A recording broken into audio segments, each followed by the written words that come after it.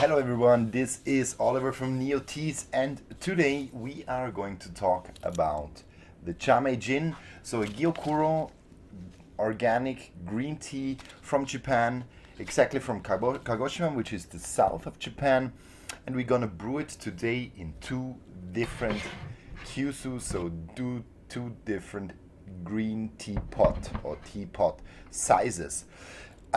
What I want to discover with you today is really this part of how does the amount of water effectively affect the green tea, and especially a green tea which has a lot of complexity, meaning a lot of different flavors and a lot of different taste notes coming from the different amounts of water.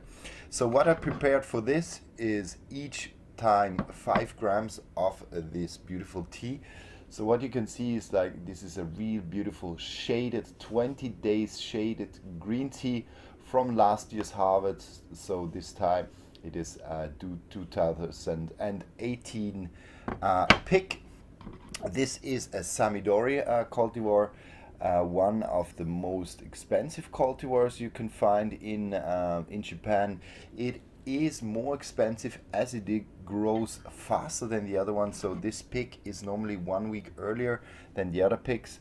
And in Japan, oddly for us Westerners, it's the speed of growth which declares also how the pricing will be.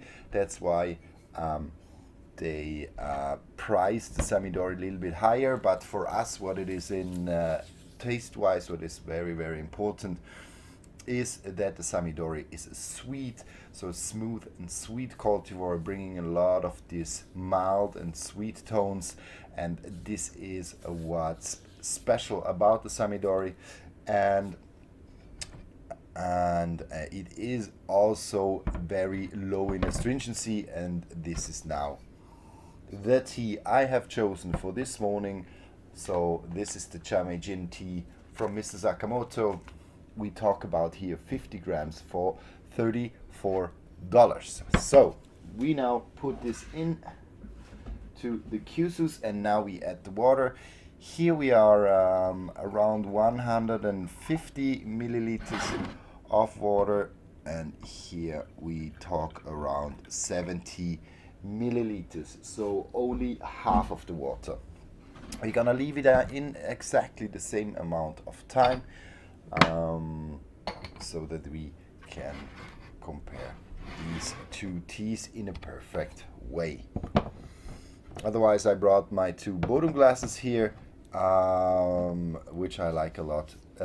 Double sides, so there are two walls, keeping the tea warm and nicely warm and in its original temperature for a longer time. So that's why I personally like these glasses a lot. When we talk about the Gyokuro production, some of you might know that the Gyokuro itself is a shaded tea, which I said before. Shading means that before the harvest, so around 20 days before the harvest, the tea is covered with black nylon nets. Originally these were rice mats, but have been over time replaced by nylon mats in most regions, and give the tea a very, very, very fine and sweet flavor, due to the fact that as the plant is not touched directly by the sun anymore, as Gyokuro is really covered fully. So sometimes you have 2 or even 3 covers that really no light goes through in the last 20 days for the plant.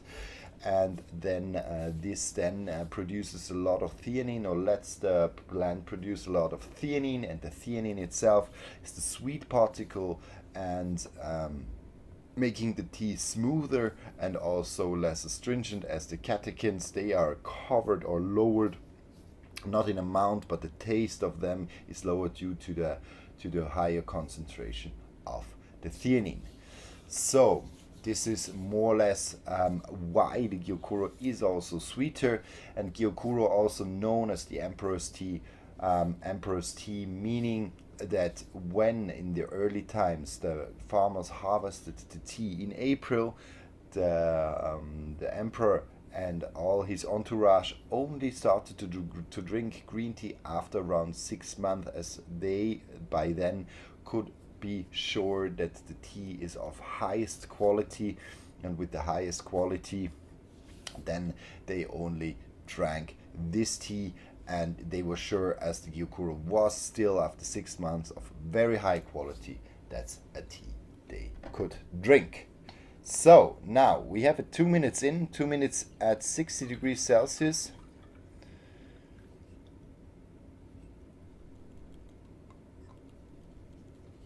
Doing the same for both.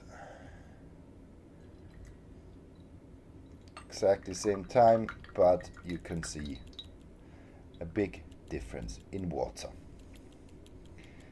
amount. Good. Just try to bring all the drops out.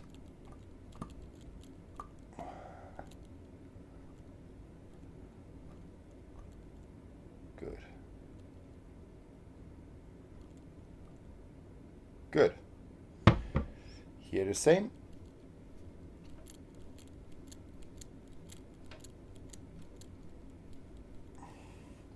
Voila. Important to bring all the tea water out of the Kyushu, not to have any further or longer brewing of the tea. And what we already can see in the color of these two beauties is that here we have a much more darker kind of yellowish golden color, and here we have more kind of a jade green color. So just to give you the close-up, here we have really a golden yellow color, and here we have more a jade green color in the liquor. You have a strong sweet corn smell. I have some fruit.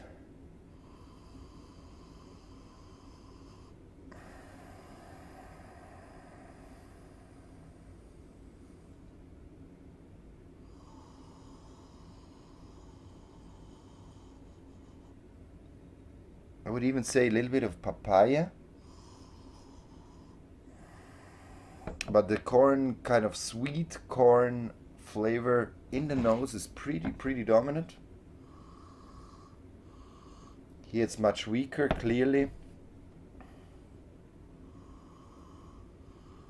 And the sweet corn note is like really less strong. So let's go straight into the tasting.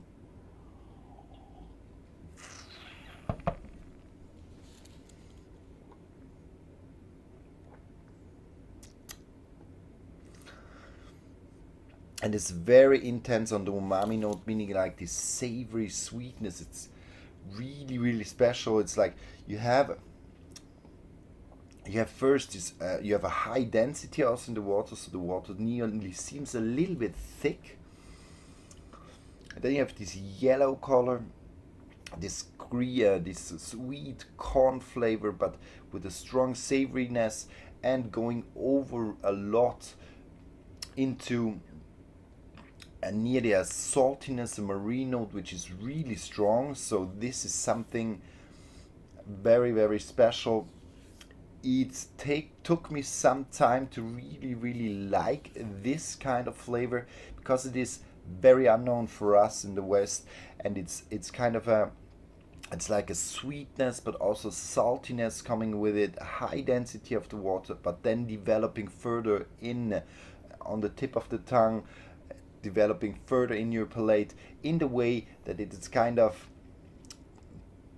a sweet, then you have a sweet nuttiness also coming with it. So very intense and very concentrated taste.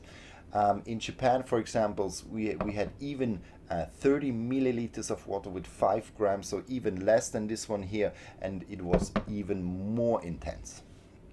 But let's go to the second one.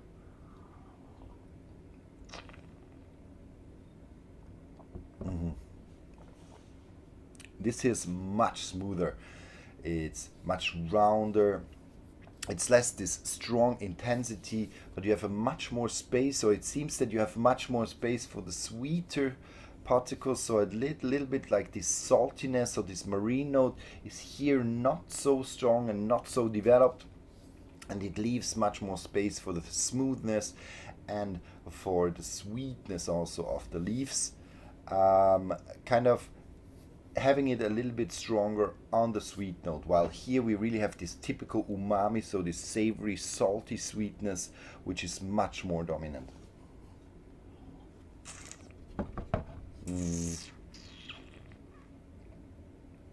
Like the first time when you try it, it's as strong that you nearly get a little bit of an acidity with it. Then you have this strong salty kind of marine note, but then going over smoothly little by little into a more sweet tone and a sweet tone. And now I have more of this nuttiness and more of this, it's nearly a little bit of an artichoke, asparagus note also coming in. So it's very, very strong, but there are a lot of different taste notes coming out little by little as I just leave it in my palate and leave it develop. So this is also what I realized what is very special about the Samidori is if you leave it in for a longer time, you really kind of follow the taste buds, like exploring this tea. It shows a lot of different taste notes, and this is in the high concentration or in the low amount of water Gyokuro. This is much more the case than with the less with the one which is less strong or with more water, steeped with more water.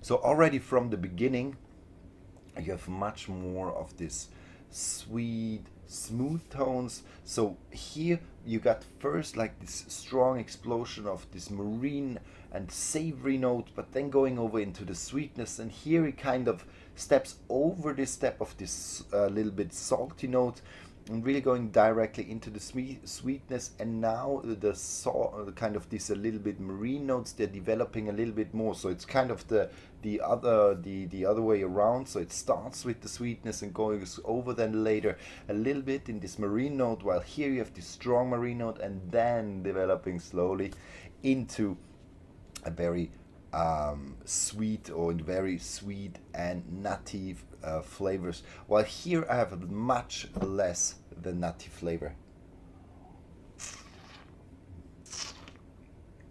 So it seems to have a little bit less complexity, but nevertheless, personally, I still opt for a little bit more of the higher quantity water option, because it makes the tea a little bit smoother, a little bit sweeter, and here you really got this strong marine savory note in the beginning, which is very typical for Gyokuro, but can be very, very intense and surprising also for us in the West. So first, I would say, if you are gonna approach Gyokuro, it is already a very strong tea, but maybe approach it with a little bit more of water and then go slowly in it, and then try to test around what's the perfect quantity for you. So here I used 150 milliliters of water, and here around 60 to 70 milliliters, but a very, very different tea, just with different